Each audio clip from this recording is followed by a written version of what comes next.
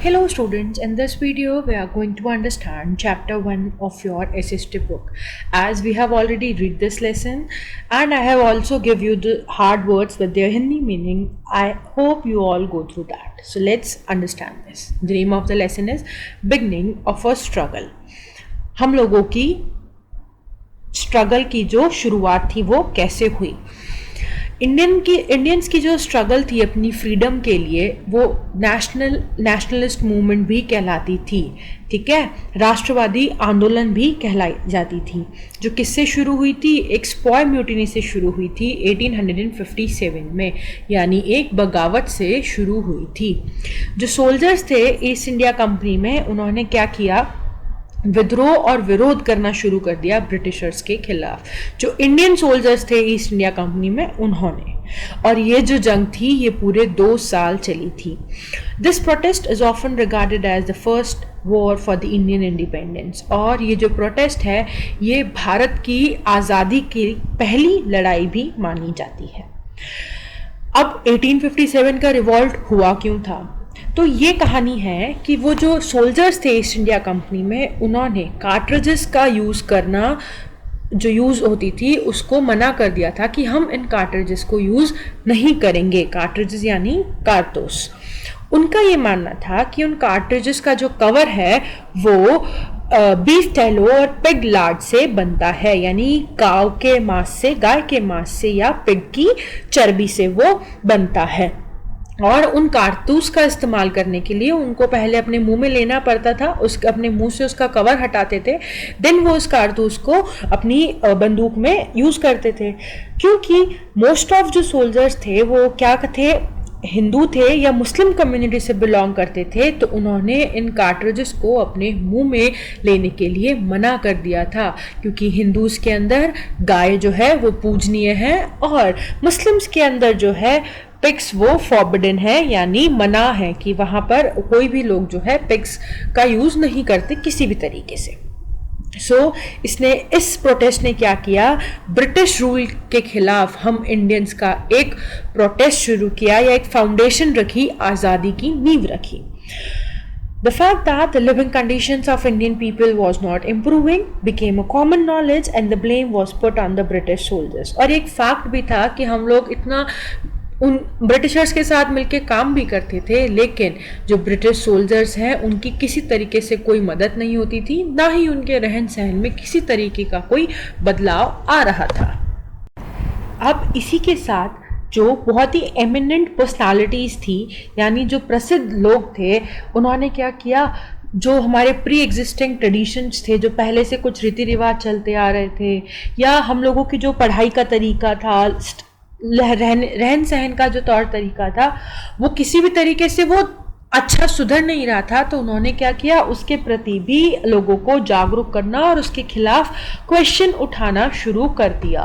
और इसमें सम ऑफ जो रिफॉर्मर्स थे, यानी जो सुधारक थे, वो कौन कौन थे, स्वामी विवेकानंद, स्वामी दयानंद सरस्वती और राजा राम मोहन रॉय थे, जिन्होंने इंडियन पॉपुलेशन के लिए ब्रिटिशर्स के सामने सवाल खड़े करने शुरू कर दिए, ताकि वो हमारी किसी तरीके से स्टेट ऑफ लिविंग में, लोगों की पढ़ाई में जो कुछ पुराने गलत तौर तरीके शुरू हो चुके थे उनको हटा सकें या उनको ओवरकम कर सकें।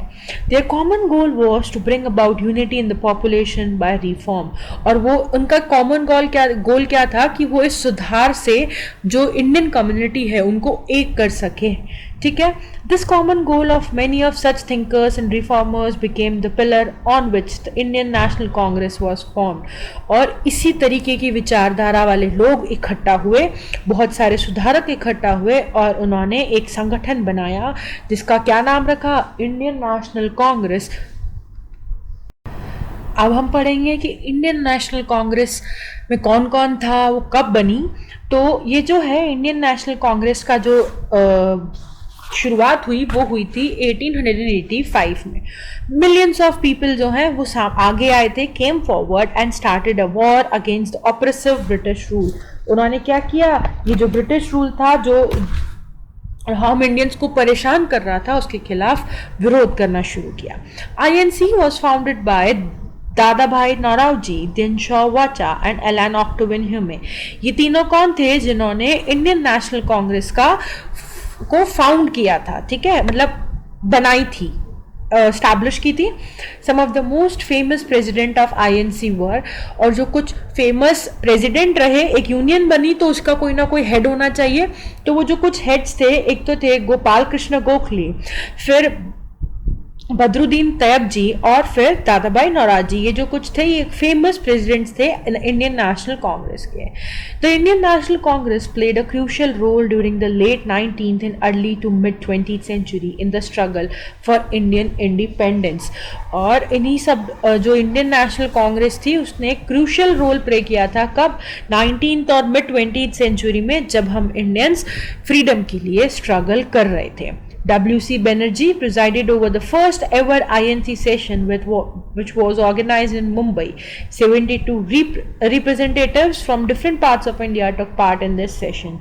और W.C. Banerjee ने क्या किया था? पहले एक ऐसे प्रेसिडेंट थे जिन्होंने एक मीटिंग जो मुंबई में ऑर्गेनाइज हुई थी वो एज अ प्रेसिडेंट अटेंड करी थी। किसके साथ? बाकी और 72 रिप्रेजेंटेटिव्स थे ऑल ओवर इंडिया से, उनके साथ।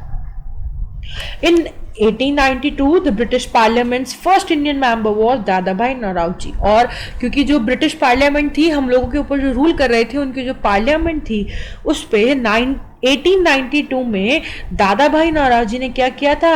As a first Indian member वहां पर उन्होंने उस पार्लियामेंट का वो हिस्सा बने थे। The British government was convinced that the divide and rule policy was the backbone on which they will be able to rebuild their empire, which was shaken by the Sepoy Mutiny and the formation of INC. जो British government थी वो ये मान चुकी थी कि divide and rule यानी लोगों को लड़ाओ और उन पर राज करो वाली जो नीति थी वो ही इस देश में काम आ सकती है, क्योंकि स्पॉय म्यूटिनी, जब इंडियन सोल्जर्स ने बगावत करी थी, विद्रोह किया था, और जब इंडियन नेशनल कांग्रेस का गठन हुआ था उसके बाद उनका राज करना यहाँ पर थोड़ा मुश्किल हो गया था, तो उनको यही चीज़ सही लगी कि इस देश के ऊपर क्या करो, लोगों को आपस में लड़ा कर और इन पे राज किया जाना ही एटमोस्ट एक तरीका है। More and more people begin to join the INC and the party begin to grow.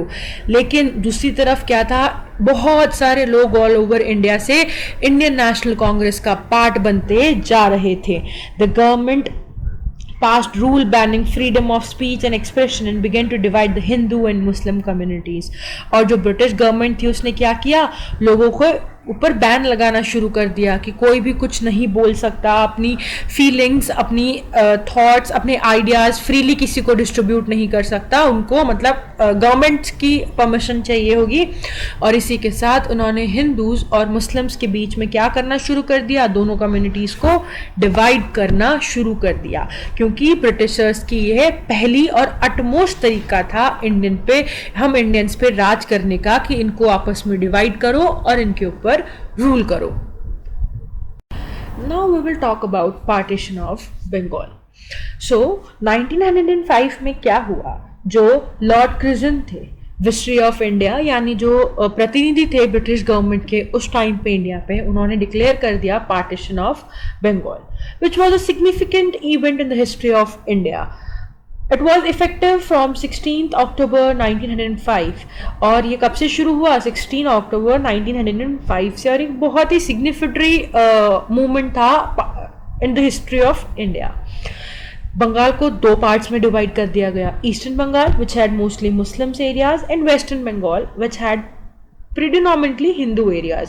दो पार्ट्स क्या क्या थे, ईस्टर्न और western Bengal. So eastern Bengal में मोस्टली मुस्लिम्स थे और वेस्टर्न बंगाल्स में जो छोटा मोटा जो हिंदू एरिया था वो वेस्टर्न बंगाल में आ गया था।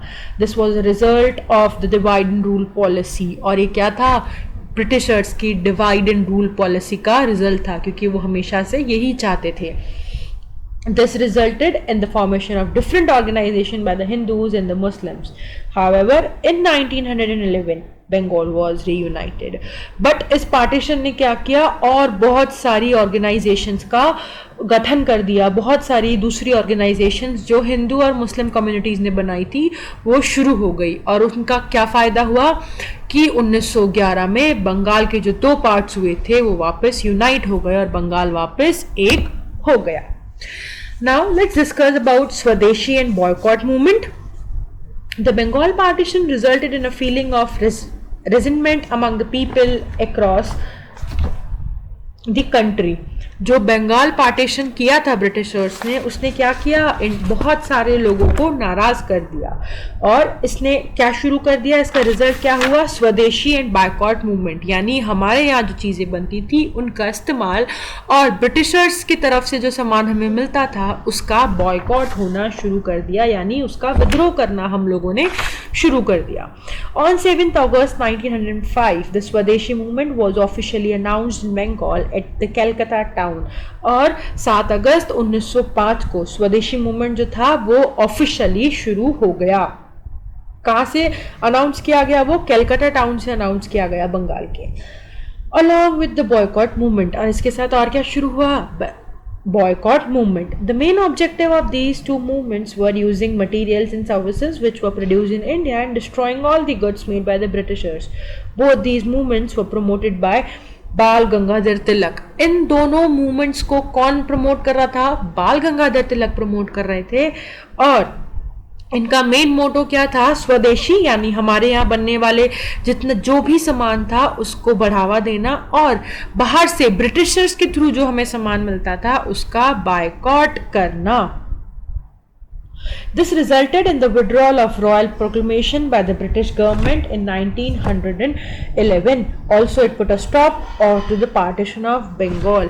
और इसी के साथ क्या हुआ, इसने क्या किया, जो रॉयल प्रोक्लेमेशन था, जो घोषणा हुई थी, शाही घोषणा जो हुई थी, वो रुक गई ब्रिटिशर्स की तरफ से और जो पार्टीशन ऑफ बंगाल उन्होंने दोबारा शुरू कर दिया था वो भी बंद हो गया था. The British hanged Khudiram Bose when he was at an age of 15 years. Britishers ने खुदीराम बोस को जब वो मात्र 15 साल के थे तब फांसी पर लटका दिया था. There have been numerous freedom fighters and revolutionaries in India such as Bhagat Singh, Ram Prasad Bismil, Khudiram Bose, Aurobindo Ghosh, Chandrasekhar Azad and Sukhdev. ये सब क्या थे, बहुत सारे फ्रीडम फाइटर्स थे, रिवोल्यूशनरीज थे जिन्होंने हम लोगों की आज़ादी में अपना महत्वपूर्ण योगदान दिया था. They did not believe that the boycott movement and peaceful protest would bring any result. They believed in the fact that force should be met by force.